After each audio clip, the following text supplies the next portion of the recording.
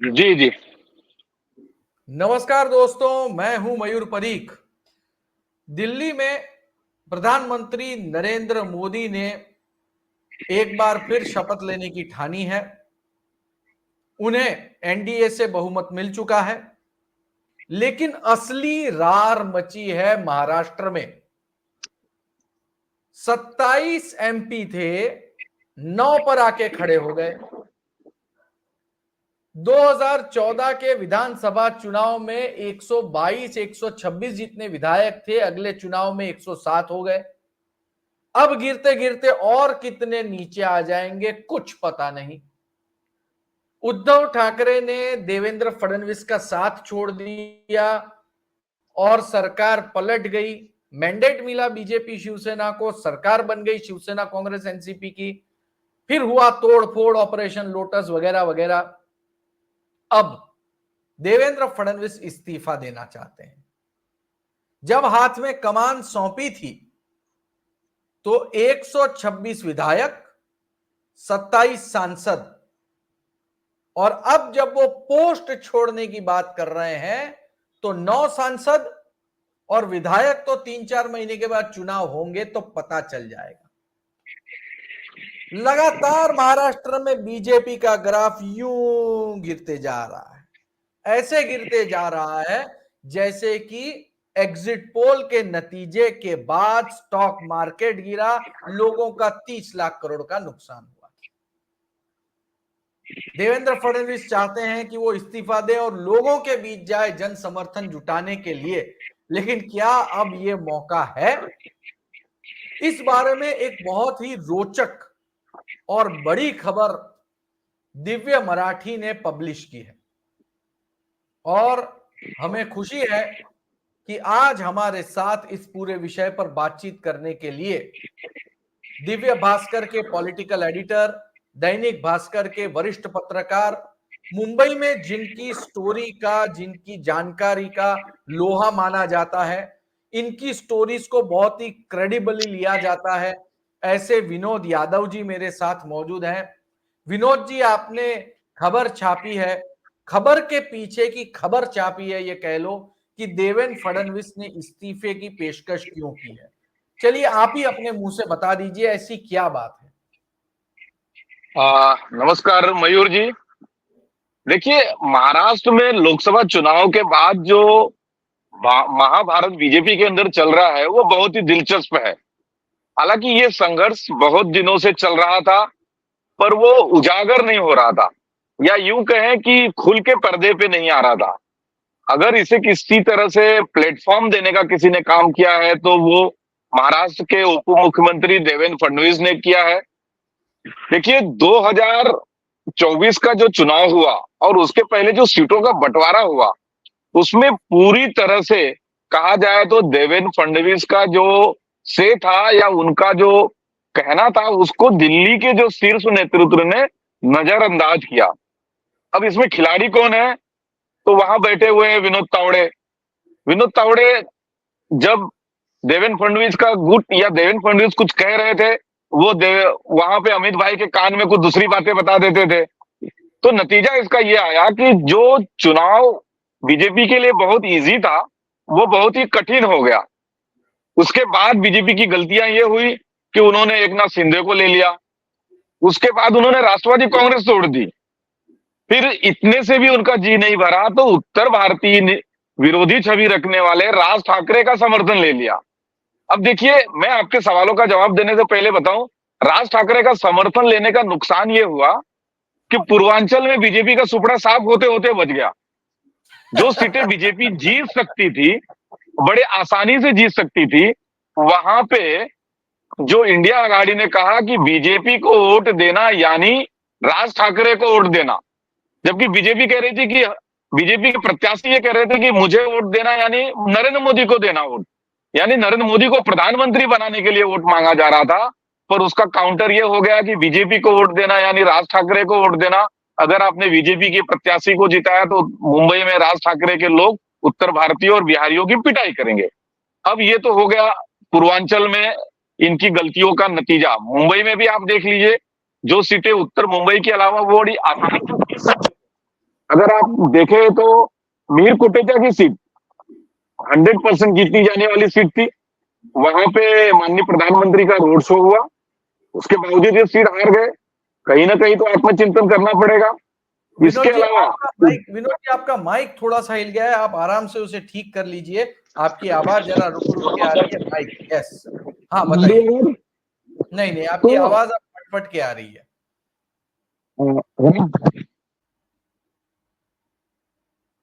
तो मैं कह ये रहा था कि राज ठाकरे का समर्थन लेने की वजह से भी बीजेपी को नुकसान हुआ।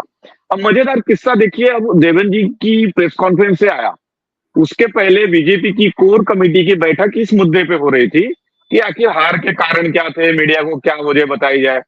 वहां भी देवेंद्र जी ने अपने कोर कमेटी के लोगों को संभवतः यह नहीं बताया कि जब वो 10 मिनट बाद या आधे एक घंटे बाद मीडिया से बात करने वाले हैं, तब रिजाइन देने जा रहे हैं, यानी उप मुख्यमंत्री का पद छोड़ने की पेशकश करने जा रहे हैं।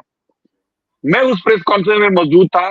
मैंने आशीष शेलार का चेहरा, बॉडी लैंग्वेज, बीजेपी के प्रदेशाध्यक्ष जो थे चंद्रकांत बावनकुले, उनकी बॉडी लैंग्वेज को देखा। बगल में वहां पे बैठे हुए थे अशोक चौहान जी थे, अपने चंद्रकांत पाटिल थे, सभी हक्के बक्के थे। बिल्कुल उसी तरह का सीन था जब देवेंद्र जी को यह कहा गया था ऊपर से दबाव डाल के कि नहीं, आपको मुख्यमंत्री नहीं उप मुख्यमंत्री बनना है। उसका रिवर्स, उसका वो एक तरह से हिसाब किताब चुकता करते हुए दिखाई दे रहे थे। उन्होंने कहा कि इस हार की जिम्मेदारी मैं लेता हूं और मैं उप मुख्यमंत्री पद से इस्तीफा देने की इच्छा व्यक्त करता हूं। हालांकि एक साथ ये इसके साथ ही उन्होंने ये भी जोड़ा कि पार्टी का शीर्ष नेतृत्व जो कहेगा उसे मैं मान्य करूंगा। मैं अब इसके बीच का खेल देखिए क्या हुआ। क्या इतना बड़ा डिसीजन देवेंद्र फडणवीस खुद की कैपेसिटी पे ले रहे थे, बिना किसी बैकिंग के, बिना किसी हाई पावर के समर्थन के ऐसा डिसीजन तो लिया नहीं जा सकता, ये तो सारे लोग जानते हैं। मैं आपको एक चीज बताना चाहता हूं, जब एकनाथ शिंदे ने शिवसेना तोड़ी थी और मुख्यमंत्री बनने की ओर बढ़ रहे थे, तब उन्होंने कहा था कि मुझे अदृश्य महाशक्ति का समर्थन प्राप्त है। यहाँ पे देवेंद्र फडणवीस ने ये बात तो नहीं कही, पर संकेत जा रहे थे कि कहीं ना कहीं उनको संघ परिवार का पूरा समर्थन है। यह जो शंका राजनीतिक गलियारे में व्यक्त की जा रही थी, वह दूसरे दिन ही सच साबित हो गई। क्योंकि जब सागर बंगले में दूसरे दिन उन्हें मनाने की कोशिश हुई, तो वो अपने इस्तीफे की बात पे अड़े रहे और उनकी मांग यह है कि वो चाहते हैं कि संगठन में उन्हें काम करने का मौका दिया जाए। इसका अर्थ क्या है? इसका अर्थ यह है कि विधानसभा की टिकट वो अपने मनमाफिक बांटना चाहते हैं, क्योंकि उनको आगे चल के मुख्यमंत्री बनना है। यह सभी को पता है कि उनकी इच्छा है कि वो मुख्यमंत्री होने चाहिए। लेकिन जब उनके समर्थक उन्हें जब मना रहे थे और वो माने नहीं, उसी बीच केंद्रीय गृह मंत्री अमित भाई शाह का उन्हें कॉल आता है और वो कहते हैं कि आपकी जो भी बातें हैं आइए दिल्ली में बात करेंगे। अब यहां से खेल देखिए ये होता है कि देवेंद्र फडणवीस जो मुंबई में थे, यहाँ पे इंटरनेशनल एयरपोर्ट है, यानी मुंबई एयरपोर्ट है, वो यहाँ से डायरेक्ट दिल्ली जा सकते थे, पर वो डायरेक्ट दिल्ली नहीं गए, वो वाया नागपुर गए। और नागपुर में क्या हो रहा है कि उनके आवास पे संघ परिवार के 3 बड़े प्रचारक कहिए, विचारक कहिए, वो पहले से मौजूद थे। उनके साथ करीब 1.5-2 घंटे लंबी बातचीत हुई, वहां पे रणनीति बनी, उन्हें समझाने की भी कोशिश की गई कि आप इस्तीफा न दें, संगठन में काम करने के बदले सरकार में बने रहे, या जो भी इस तरह की चीजें हुई। लेकिन वहां से वो संदेश लेके तब वो दिल्ली गए। कल वो जो शाम के वक्त जब दिल्ली पहुंचे, उसके बाद कहा जा रहा है कि अमित भाई के साथ उनकी मीटिंग हुई है, अमित भाई ने शायद उन्हें मनाने की पूरी कोशिश की है, पर अभी तक बात बनी नहीं है। अभी प्रधानमंत्री का जब संबोधन चल रहा था और उनका विजुअल जो सामने आ रहा था, उनकी बॉडी लैंग्वेज ये कह रही थी, उनके चेहरे का हाव भाव ये बता रहा था कि देवेंद्र फडणवीस इस वक्त अपना हिसाब किताब चुकता करने के मूड में है और वो यह साहस सिर्फ और सिर्फ आरएसएस के बल पे दिखा रहे हैं, क्योंकि उनके पास इस वक्त आरएसएस का पूरा समर्थन है। वो खुद भी नागपुर से आते हैं, इसकी भी एक वजह है। उनकी सभी छवि जो है साफ सुथरी है, ये भी एक वजह है। दूसरी एक बड़ी वजह यह है कि जेपी नड्डा ने जो बयान दिया, उन्होंने क्या कहा कि अब हमें संघ परिवार की आवश्यकता नहीं है, भाजपा बहुत बड़ी हो गई, वो अपने बल पे चुनाव जीत सकती है। तो आरएसएस अब जेपी नड्डा और इस तरह की सोच रखने वालों को यह बताना चाह रही है कि महाराष्ट्र में अब विधानसभा जो चुनाव होने वाला है उसमें तुम्हें हमारी जरूरत है। और इस बात को साबित करने के लिए या समझाने के लिए उन्होंने देवेंद्र फडणवीस को आगे किया है। जी, आपने बताया, विस्तार से बताया। अब थोड़ा सा हम ना रिवाइंड करेंगे। देवेंद्र फडणवीस जब बतौर मुख्यमंत्री घोषित हुए उस समय भी लोग अचंभित हुए थे। देवेंद्र फडणवीस ब्लू आई बॉय बने थे प्रधानमंत्री नरेंद्र मोदी के। हर विदेशी दौरे पे वो देवेंद्र फडणवीस को अपने साथ ले जाते थे। नारा चलता था दिल्ली में देवेंद्र, महाराष्ट्र में, दिल्ली में नरेंद्र, महाराष्ट्र में देवेंद्र। और फिर अचानक ही बीच में कैंपेन चल गया, देवेंद्र फॉर पीएम, जब ऑलरेडी पीएम पोस्ट भरी हुई थी। यहां पर उनके बगल में बैठे हुए एकनाथ खड़से पार्टी से बाहर, वहां उनके बगल में बैठे प्रकाश मेहता, इंक्वायरी लगी, घर पे पैकअप। फिर उनके बगल में एक और बैठे हुए हैं विनोद तावड़े, वो भी पैकअप, टिकट ही काट दिया बिना किसी कारण के। फिर एक और बैठी हुई है पंकजा मुंडे, वो अब की बार चुनाव में निपट गई।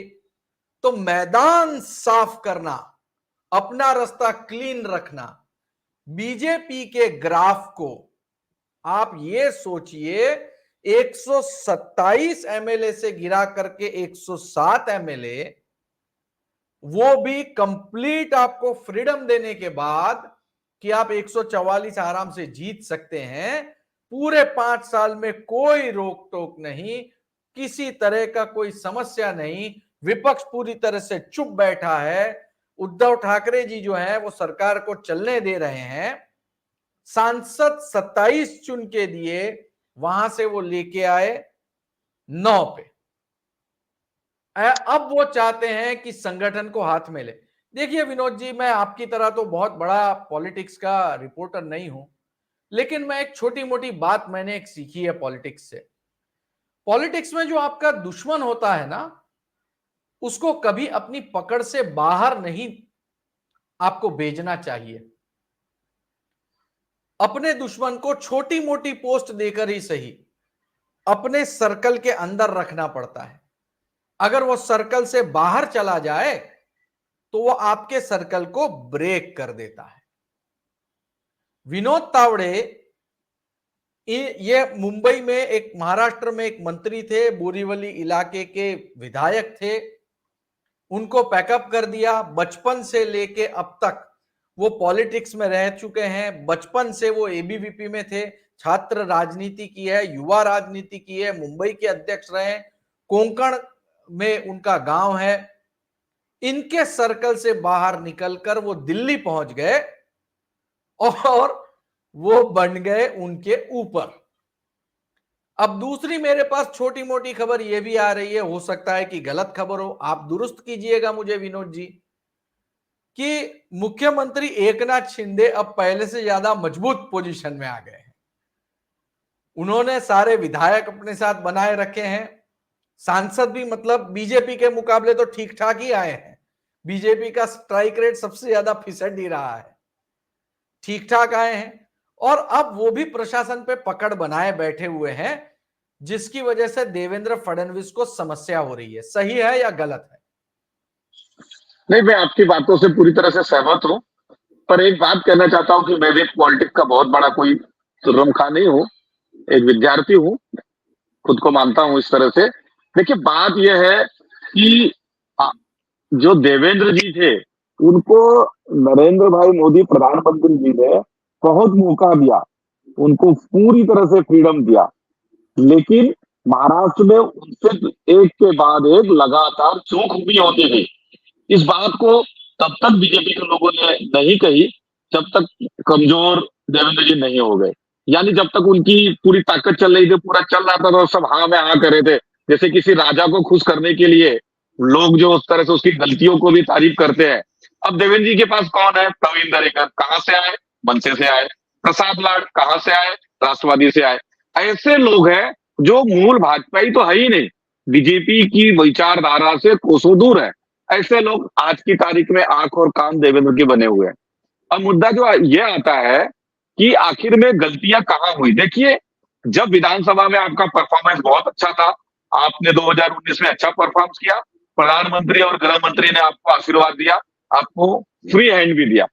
लेकिन जब 2024 में आपका परफॉर्मेंस बहुत खराब आ रहा है, आप 40 पार का नारा देते हो और आप आते हो 9 पे, तो ये क्या दर्शाता है?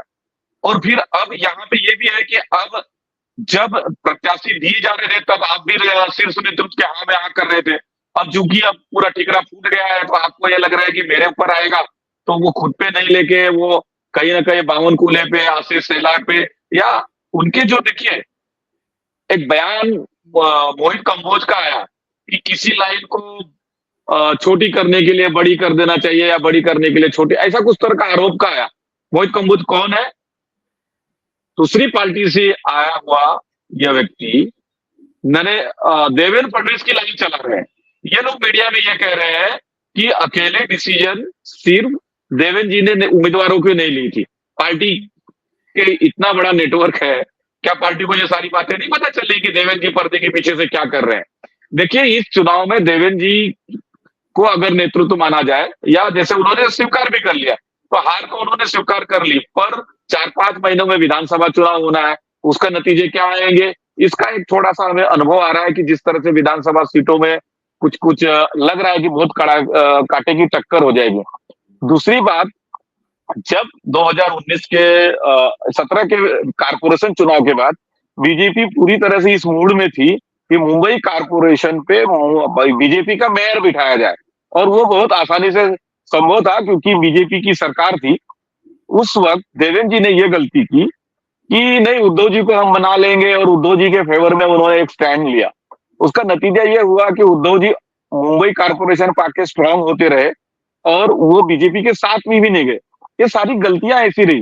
फिर उसके अंदर चाहे आप तावड़े का टिकट काटना हो, प्रकाश मेहता का टिकट काटना हो, एकनाथ खड़से का टिकट काटना हो, पंकजा मुंडे का टिकट काटना हो, या एडमिनिस्ट्रेशन लेवल पे दूसरी जगह से आए हुए लोग, चाहे उसमें प्रसाद लाड हो या उसमें प्रवीण दरेकर हो, ऐसे लोगों को नजदीक करना और संगठन के लोगों को दूर कर देना, ये सारी कमियां हुई, गलतियां एक के बाद हुई, और इतनी बड़ा गड्ढा हो गया कि आज जो है वो 2019 में 23 सीट पे थे, आज 9 सीट पे आ गए हैं। अब चूंकि उन्हें संघ का समर्थन प्राप्त है, उनको बैकिंग है, इसलिए अब एक गलती और कर रहे हैं कि फिर से अमित शाह से वो टक्कर ले रहे हैं। उन्हें ये समझ में नहीं आ रहा है कि लोकसभा चुनाव में भले ही यहाँ पे हार हो गई, अब टारगेट किसको करने जा रहे हैं? बावन कुले को कर रहे हो, या आशीष शेलार को कर रहे हो, या सीधे अमित शाह को कर रहे हो? अगर टिकट ऊपर से तय होके आए थे तो स्वाभाविक बात है कि अमित शाह ने तय किया होगा या नरेंद्र मोदी जी ने तय किया होगा।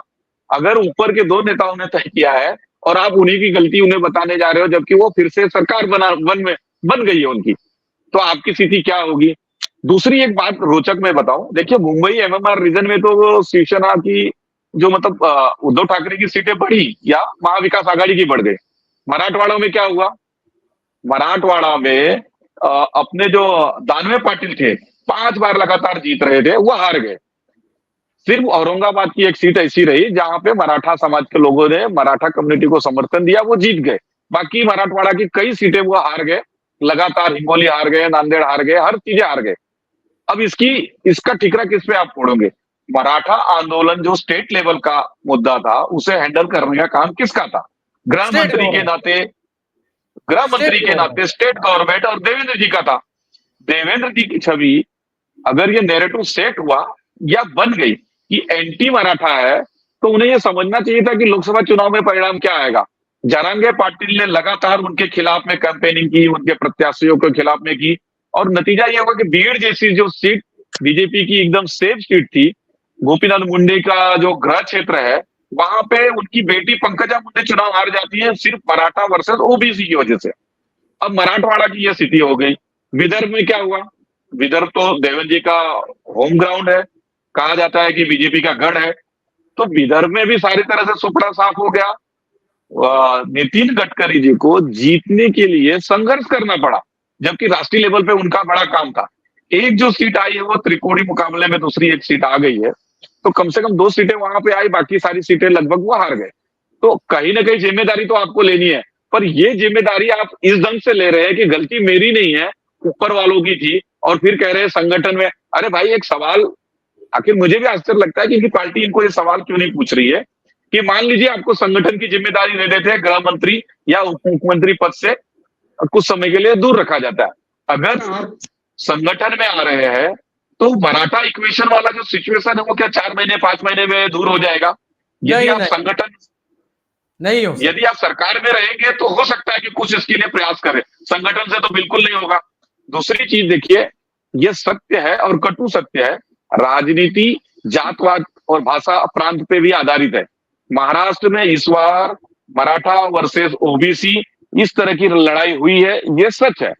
अगर देवेंद्र जी का काम बहुत अच्छा है, निष्पक्ष है, ईमानदार है, पूरी तरह से 100% क्लीन है, लेकिन जब उनको प्रदेशाध्यक्ष या पार्टी की कमान दी जाएगी तो ब्राह्मण वर्सेस मराठा ऐसा संघर्ष भी हो सकता है, ब्राह्मण वर्सेस ओबीसी इस तरह की इक्वेशन विपक्ष तैयार कर सकता है। और ये चीजें देवेंद्र जी समझ रहे हैं कि नहीं समझ रहे हैं, या उनका पार्टी उनके साथ ये सवाल कर रही है कि नहीं कर रही है, यह भी एक बहुत बड़ा सवाल है।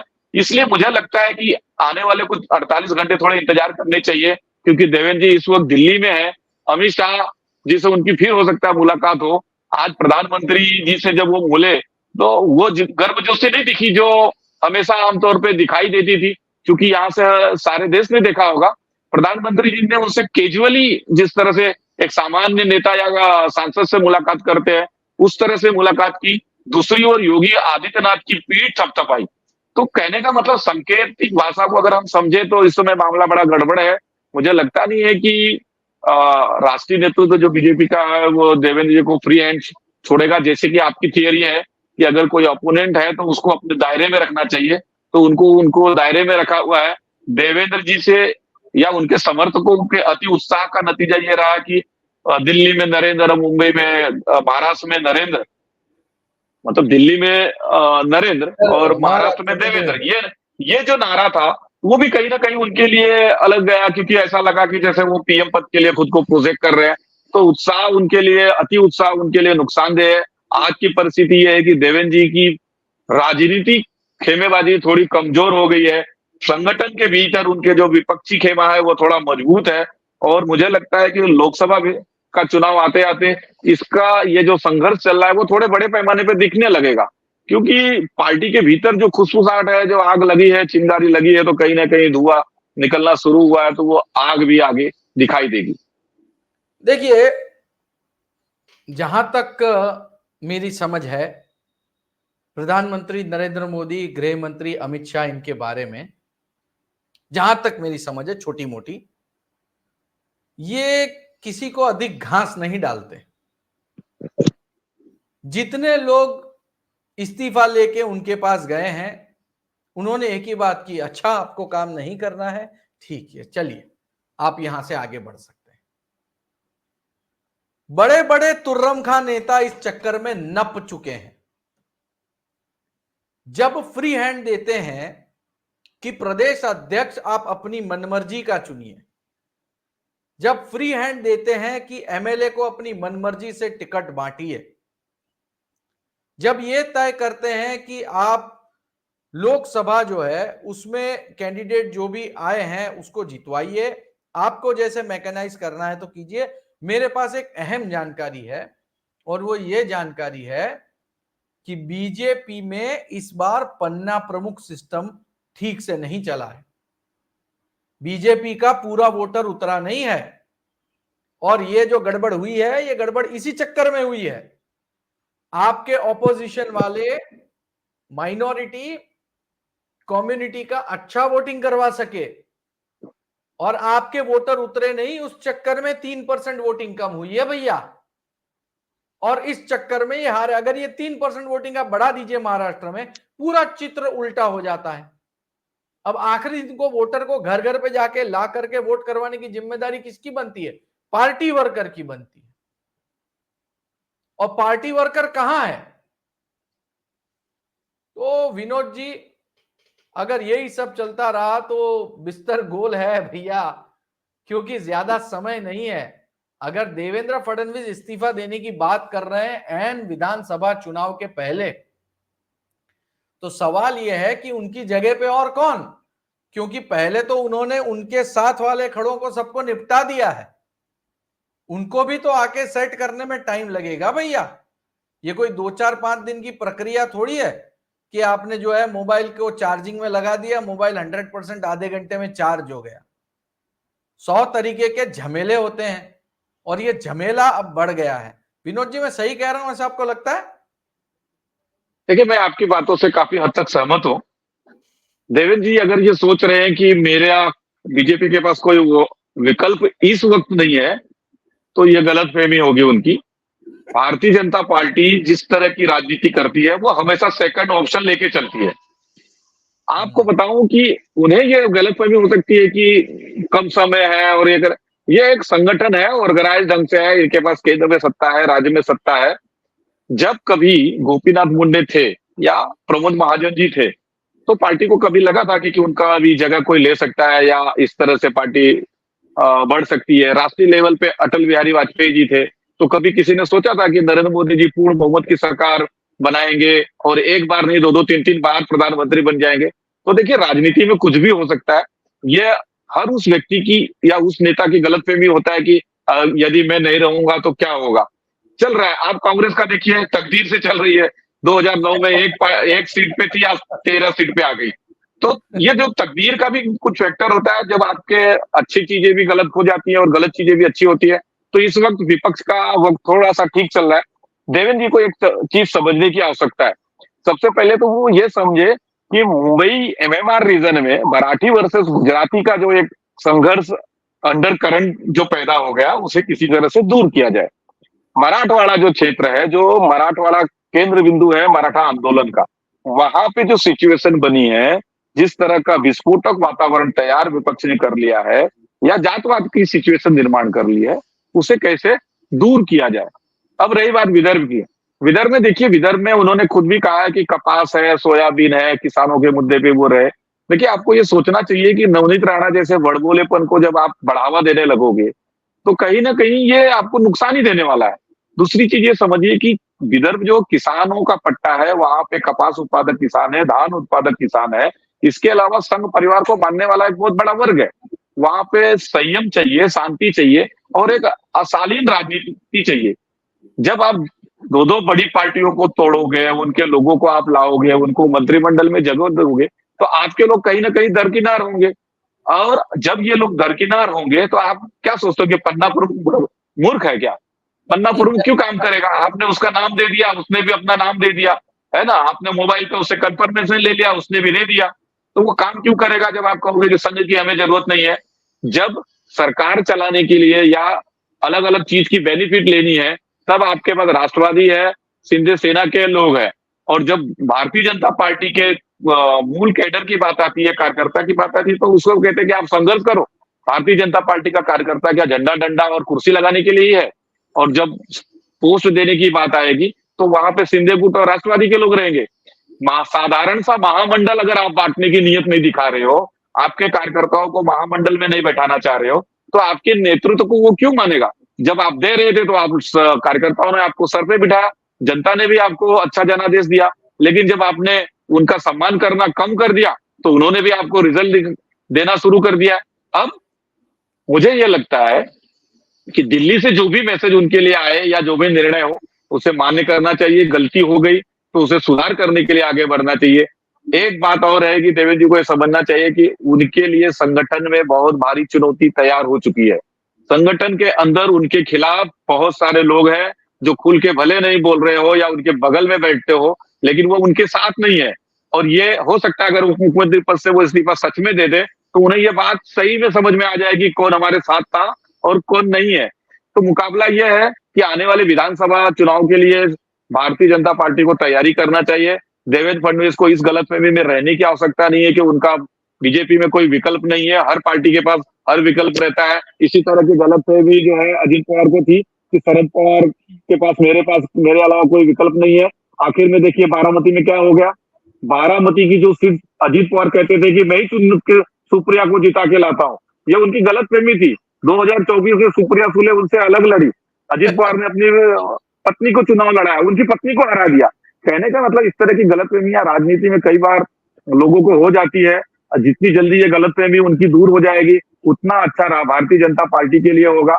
और मुंबई को लेकर एक बात कहना चाहता हूँ, राज ठाकरे से भारतीय जनता पार्टी जितना दूरी बनाएगी, उतना फायदा भारतीय जनता पार्टी को होगा। आज फिर उनके लोगों ने, देवेंद्र जी ने फोन किया कि अपना जो पदवीधर चुनाव है उसके लिए समर्थन दो। अरे भाई, तुमको राज ठाकरे की क्या जरूरत है? वो एमएमआर रीजन में भारतीय जनता पार्टी के पास क्या उनके कैडर नहीं है? यही राज ठाकरे के बिना आप चुन के आ रहे थे ना, कारपोरेशन में भी आए थे, विधानसभा में भी आए थे, फिर आप राज ठाकरे की मदद ले रहे हो। उत्तर भारतीय और गुजराती वोटर का सेंटिमेंट कहीं ना कहीं आप डिस्टर्ब कर रहे हो। गलतियां आपकी ओर से लगातार हो रही है, आपको समझ में क्यों नहीं आ रहा है, या किस एडवाइस पे आप काम कर रहे हो, ये आपको ही पता होगा, यानी देवेंद्र जी को पता होगा। उन्हें इस बात को समझना चाहिए कि एमएमआर रीजन का जो सेंटिमेंट है वो पूरा अलग है, मराठवाड़ा का पूरा समीकरण अलग है, विदर्भ का अलग है।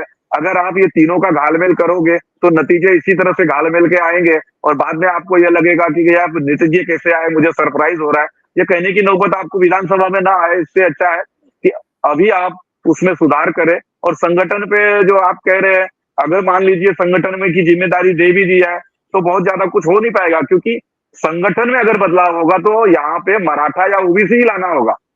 अगर मराठा और ओबीसी नेतृत्व नहीं रहेगा, मान लीजिए 52 किलो को हटा देते हैं, तो विदर्भ में जो बड़े पैमाने पे बीजेपी का ओबीसी समर्थक है वो डिस्टर्ब हो जाएगा। मतलब ये साधारण सी बात मेरे जैसे राजनीति के विद्यार्थी को समझ में आ रहा है, तो पार्टी के वरिष्ठ नेताओं को भी समझ में आता ही होगा। पर अब वो कह रहे हैं संगठन मुझे चाहिए, तो 52 कुले को हटाना चाह रहे हैं आप? यही मैसेज जा रहा है ना कि मुझे संगठन चाहिए, तो प्रदेशाध्यक्ष बनना चाहते हो। जो व्यक्ति मुख्यमंत्री पद की इतनी बड़ी ऊंचाई में बैठा हो, उसको पार्टी ने थोड़े से नीचे लाया, अब वो व्यक्ति ऊपर जाने के बदले अब प्रदेशाध्यक्ष और नीचे जाना चाह रहा है। मतलब क्या चल रहा है समझ के परे है। और इसका इंतजार करना पड़ेगा कि 48 घंटे में उनके बारे में अमित शाह क्या निर्णय लेते हैं, प्रधानमंत्री नरेंद्र मोदी से उनकी मुलाकात होती है या नहीं होती है, और होती है तो वहां से क्या निर्णय लेते हैं, तो ये इंतजार करना पड़ेगा। नहीं होगी। अब अपॉइंटमेंट की लिस्ट में वो बहुत नीचे है। अब वो जो है चिराग पासवान से मिलेंगे, नीतीश कुमार से मिलेंगे, वो मिलेंगे चंद्रबाबू नायडू से, वो मिलेंगे कुशवाहा, वो बहुत सारे लोग जो है ना वो अब सूची में हैं। आपका नंबर बहुत ज्यादा नीचे है। आपका तो मतलब कहना यही है जी, जी। तो मेरे पास कहना एकदम स्पष्ट है कि ये टाइमिंग चूक गई है इस बार, उनका निर्णय जो चूक गया है। और विधानसभा की तैयारी के लिए उनसे जो संभव हो, हालांकि वो हो नहीं पाएगा, क्योंकि देखिए आपने राज ठाकरे का लोकसभा में समर्थन लिया। अब अगर आप राज ठाकरे को आप विधानसभा में सीटें नहीं दोगे, तो फिर एमएमआर रीजन का मराठी सेंटिमेंट भड़क जाएगा कि आपने लोकसभा में समर्थन लिया, अब उसको सीट नहीं दे रहे हो। फिर इसके अंदर आप देखिए बीजेपी तो हार गई, बीजेपी मुंबई के अंदर कम सीटें आई, यानी एक पीयूष गोयल की सीट शेयर थी, सेफ थी, वही आई, और पालघर की सीट आई। ठाणे के अंदर एक नाथ शिंदे आ गए, है ना, उनके पास विधानसभा ज्यादा है, तो सीटें भी तो वो वहां ही मांगेंगे जहां उनके खासदार होंगे। तो आप उस रणनीति में धीरे धीरे ऐसे फंस गए हैं कि उससे बाहर निकलना आप दिखता नहीं है। आप हो सकता है कि ऐसा नहीं कि विकल्प नहीं होगा, विकल्प हो सकता है होगा, लेकिन फिलहाल तो वो ऐसा कोई विकल्प वो खुद भी जनता को दिखा नहीं पा रहे हैं कि हम विधानसभा में इस मजबूती से ऐसे आगे जाएंगे। और इस निराशा से बाहर आने के लिए उन्हें जरूरी है मंत्रिमंडल का विस्तार करें, मंत्रिमंडल का विस्तार करें। महामंडलों में जितने ज्यादा से ज्यादा सामान्य बीजेपी के कार्यकर्ताओं को स्थान देंगे, उतना स्फूर्त जो है पार्टी कार्यकर्ताओं के अंदर एनर्जी आएगी। और रही बात अगर ऊपर उनका पैचअप हो जाता है, यानी देवेंद्र जी का नरेंद्र मोदी जी से और अमित शाह से, तो उनका पॉलिटिकल भविष्य उज्जवल है। वरना अच्छे से अच्छे लोग किस स्थिति में पहुंच गए हैं ये सबको पता है। जी विनोद जी, बहुत ही कड़क इंटरव्यू दिया है आपने, बिल्कुल आज बम्बईया स्टाइल में। मंत्रालय में विनोद यादव जी पत्रकार संगठन में ऊंचे पद पर भी हैं, यादव संघ में भी ऊंचे पद पर हैं। आज आपने हमको समय दिया और सीधी सीधी बात कही। मैं एक और विनोद यादव जी का आपको परिचय दे दूं। विनोद यादव जी जो हैं इस लोकसभा चुनाव में पूरे के पूरे महाराष्ट्र में घूमे, उत्तर प्रदेश में भी घूमे, जगह जगह घाट घाट का पानी पिया, और तब जाकर उन्होंने अपनी बात का निचोड़ हमारे दर्शकों तक पहुंचाया है। विनोद जी, आपका विशेष रूप से धन्यवाद। इस तरह से आपका समय लेते रहेंगे, हमारे दर्शकों तक आपकी बात पहुंचाते रहेंगे। बहुत बहुत धन्यवाद। तो दोस्तों, धन्यवाद मयूर जी। मैं आखिर जी जी, आखिर में एक बात सिर्फ कहना चाह रहा था। हाँ देखिए, जी, हम और आप जो है ना, हमारे जो व्यूअर है, उसके प्रति ईमानदार रहना चाहिए। हाँ पत्रकार होना इसका मतलब किसी से डरना ये नहीं होता, और कोई डराता भी नहीं है। अगर हमारे व्यूअर जो है उनको हम सही बात और एकदम खरी खरी बात नहीं बताएंगे, तो कल वो कहेंगे कि ये गोदी मीडिया का व्यक्ति है या चापलूस है। तो जो सच हमें लगता है और जो अंदर से समझ में आता है, उसे कहने में कोई हिचक नहीं होनी चाहिए। आपने मुझे यहाँ पे मेरी बात रखने का और एक छोटा सा विश्लेषण करने का मौका दिया, इसलिए मयूर भाई आपका भी, और जितने भी दर्शक आपके माध्यम से मुझे देख रहे हैं या सुन रहे हैं, उनका भी बहुत बहुत धन्यवाद। धन्यवाद विनोद यादव जी। आपने डिटेल में बात की हमारे साथ में। तो विनोद यादव जी जो है वो जमीन के साथ जुड़े हुए एक पत्रकार हैं। अमूमन टेलीविजन चैनल के जो पत्रकार हैं खुल के बहुत बार बोलते नहीं है, क्योंकि उनके पास टेलीविजन पर इतना टाइम ही नहीं होता। पट से इसकी बात सुन लो, पट से उसकी बात सुन लो, पट से बहुत बार वो सामने वाले को जी जी जी करते हैं और उसके बाद में उनकी बात काट देते हैं, आवाज म्यूट हो जाता है, बात आगे चलती है। शायद इसीलिए ये हम जैसे व्लॉगर हैं और जो यूट्यूब है उसके ऊपर टेलीविजन से बाहर आए अखबार में काम करने वाले लोग अपनी बात बेबाकी से रखते हैं, लंबे समय तक बोलते हैं। जो हमने सुना है, जाना है, हम जो समझते हैं वो हम रखते हैं। अगर ये बात किसी को पसंद नहीं आई तो इस वीडियो के नीचे वो हमको अपशब्द भी कहते हैं, हमें उसे भी हम उठा करके जो है अपने सर के ऊपर रखते हैं। हम कोशिश यही करते हैं कि हम आप तक सारी बातें पहुंचाएं। दोस्तों, मैं आपको बता दूं, मैंने बहुत आलोचना की, विनोद जी ने भी बहुत ज्यादा आलोचना की देवेंद्र फडणवीस जी की। मैं 1 मिनट के लिए फिर विनोद यादव जी को लूंगा। विनोद यादव जी ये वही देवेंद्र फडणवीस हैं जो हमारी सिंगल घंटी पे कॉल उठाते थे, विधानसभा के बाहर एक एक दो दो घंटे तक हम उनसे बात करते थे। हाँ या नहीं? नहीं, सही बात है। देवेंद्र जी का इंटरव्यू करने का इस बार भी मुझे मौका मिला। काफी अरे वाह, उन्होंने समय भी दिया। बहुत इंटरेस्टिंग रहा मुझे। मैंने पुणे में जाके उनका इंटरव्यू किया था। देखिए, बात ऐसा है कि जब आपका बुरा वक्त चलता है ना, तो अच्छी चीजें भी उल्टे हो जाती है, और जब अच्छा वक्त होता है ना, तो गलत पासा भी सही होता है। ये हाँ। बात मैं इस तरह से समझाना चाहूंगा कि कांग्रेस ने कोई मेहनत नहीं की, फिर भी जब शिवसेना कोई और स्टार राष्ट्रवादी प्रचारक साथ में आई नहीं, तो कोई हाँ। स्टार प्रचारक नहीं, ना किसी को पैसा बांटा। हाँ जी। अब लेकिन ये वोटों लोग में फिर वही भी, कैसे मिल गया कि चुनाव जीत गए हाँ, भैया। जो 3 नंबर की या 4 नंबर की पार्टी थी, वो सरकार में उद्धव ठाकरे और शरद पवार के साथ सरकार में आ गई। अब देखिए, उनका ऐसा है 2024 में भी मेहनत तो सारी की उद्धव ठाकरे ने, संघर्ष तो किया शरद पवार ने, और इनके लोग तो कहीं बहुत ज्यादा सक्रिय दिख भी नहीं रहे थे। राहुल गांधी की इतनी कोई सभाएं भी नहीं हुई, और बहुत ज्यादा प्रतिसाद भी उस ढंग का नहीं था जैसा नरेंद्र मोदी और अमित शाह की सभाओं में दिख रहा था। फिर भी 13 सीटें हैं। तो आज वक्त थोड़ा देवेंद्र जी का अच्छा चल रहा है, अच्छे व्यक्ति है। आलोचना करने का मतलब ये नहीं है कि हम उनके आलोचक है, उनके प्रशंसक बिल्कुल। भी है। लेकिन हाँ, जहां गलतियां हो रही है वहां कहना हमारा फर्ज भी बनता है। जी इस बिल्कुल। नजरिए से कह रहे हैं, तो कोई आलोचना नहीं है। मयूर जी, उन्होंने, हाँ, इंटरव्यू में जब हमने उनसे बातें की थी, तो उनका बॉडी लैंग्वेज जो है वो बहुत ही पॉजिटिव था। जब मैंने ये सवाल उनसे किया था, तो थोड़ा सा उन्हें अटपटा जरूर लगा, क्योंकि वो एक सडन सवाल था कि हार की जिम्मेदारी कौन लेगा। आपके पास मेरा वीडियो होगा या हमारे भास्कर पे भी है, तो उसके अंदर उन्होंने बड़े, मतलब, रूखे शब्दों में कहा था कि उसकी जिम्मेदारी तो कहीं ना कहीं हमें ही लेनी पड़ेगी। हालांकि उन्हें ये, तब उन्होंने कहा था कि 40 पार हम जरूर जाएंगे। देखिए, ये कॉन्फिडेंस था, और कॉन्फिडेंस था या आत्मविश्वास या अति आत्मविश्वास था। पर आज नतीजे कुछ और है।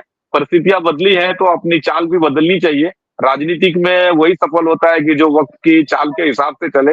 अगर हम अपनी शर्तों और अपनी बातों पे मनवाने की कोशिश पार्टी के शीर्ष नेतृत्व से करेंगे, तो ये वही भारतीय जनता पार्टी है जिसने उमा भारती को भी पहाड़ का रास्ता दिखाया। कल्याण सिंह, जो राम मंदिर आंदोलन के बहुत बड़े योद्धा थे, उनको ही भी बातें नहीं मानी। तो आज तो आप जो है, पार्टी यहाँ पे पार्टी हारी हुई है, मतलब कम सीटें आई है, तो आपकी बात पार्टी मानने वाली स्थिति में होगी, ऐसा कम ही लग रहा है। जी बहुत बहुत धन्यवाद विनोद जी। इसी एंडिंग नोट के धन्यवाद साथ, धन्यवाद। क्योंकि विनोद जी ने सब कुछ बता दिया है, लंबा इंटरव्यू हुआ है लेकिन बेहद रोचक और तथ्यों से भरा हुआ है। आपने ये वीडियो देखा, अंत तक देखा, आपका धन्यवाद। अब आप इस वीडियो के नीचे कमेंट करें, आप क्या सोचते हैं। ये खुली चर्चा है, चर्चा आगे बढ़नी चाहिए। इसके नीचे आप कमेंट करें, वीडियो को लाइक करें, शेयर करें, हमारी इस चैनल को सब्सक्राइब करें। इस पर इस तरह के एनालिटिकल वीडियो आते रहते हैं। वीडियो अंत तक देखने के लिए आप सभी का बहुत बहुत धन्यवाद। धन्यवाद।